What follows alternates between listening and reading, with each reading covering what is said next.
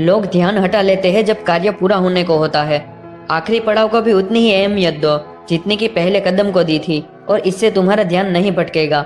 साधुजन इच्छाओं से मुक्त होने की सोचते हैं। वे मूल्यवान वस्तुओं का संग्रह नहीं करते। वे स्वयं के विश्वासों से बंधे नहीं होते। वे उस पर ध्यान देते हैं जिसको हर किसी ने नकार दिया होता है। वे इस संसार को ताओ के साथ सही होने में मदद करते हैं, लेकिन वो किसी चीज को बदलने का प्रयास भी नहीं करते। पुराने समय में जब नायक ताओ के साथ सही होते थे, वे लोगों को उपदेश नहीं बांटते फिरते थे। वे तो बस उनके जीवन को सरल और सहज रखते थे।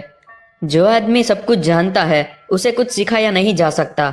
मुखिया जो चतुर होने की कोशिश करता है वे परिस्थितियों को बिगाड़ देते हैं। जो नायक चीजों को सरल रखते हैं वे ही उनको सही ढंग से रख पाते हैं। अगर तुम समझ गए तो तुम ताओ की रहस्यमय शक्ति को समझ गए। इस प्रकार की शक्ति बहुत ही ताकतवर होती है और बहुत ही गहन होती है। यह होने वाली हर चीज को भेद सकती है। एक समुंदर बड़ा होता है उसमें बहने वाली सैकड़ों नदियों से, और वो बस इंतजार करता है जो वो नदियां लाती है। अगर एक साधु को लोगों को सही दिशा दिखानी है तो उसे विनम्रता से पेश आना होगा। अगर उसे उनकी अगुवाई करनी है तो उनको उनके पीछे पीछे चलना होगा। अगर तुम उनकी अगुवाई करना चाहते हो तो पता लगाओ कि वे कहाँ जाना चाहते हैं। इस तरह जब वह साधु नेतृत्व करता है तब लोग अपने अधिकारों और अपने को दबा हुआ नहीं समझते हैं। लोग ऐसे मुखिया को चाहते हैं जो उनको उत्पीड़ित किए बिना उनकी रक्षा करे।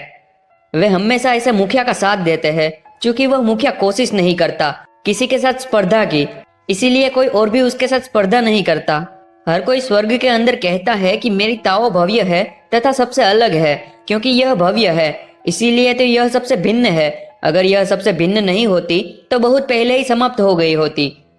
जिंदगी में 3 मूल्य सबसे जरूरी है: सहानुभूति या लोगों के प्रति दया भाव, सहजता या किसी वस्तु के महत्व को समझना, नम्रता या किसी के साथ स्पर्धा नहीं करने से। साहस आता है लोगों के साथ सहानुभूति दिखाने से, दया भाव दिखाने से। उदारता आती है वस्तुओं का वास्तविक महत्व जानने से। नेतृत्व की क्षमता आती है उनके साथ विनम्र रहने से। पर इन दिनों हर कोई होना चाहता है बहादुर बिना किसी सहानुभूति के, होना चाहता है उदार बिना जीवन में सहजता के, नेतृत्व करना चाहता है बिना विनम्रता की समझ के। इससे कुछ अच्छा नहीं हो सकता। अगर तुम लोगों से आगे होना चाहते हो तो उनको दया भाव दिखाओ। जब वे तुम पर हमला करे सहानुभूति से अपना बचाव करो। यह इस ब्रह्मांड का सबसे ताकतवर बल है।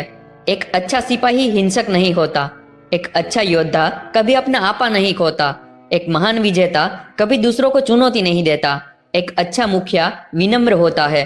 किसी को नौकरी पर रखने का सबसे अच्छा तरीका है तुम उसके साथ रहकर काम करो।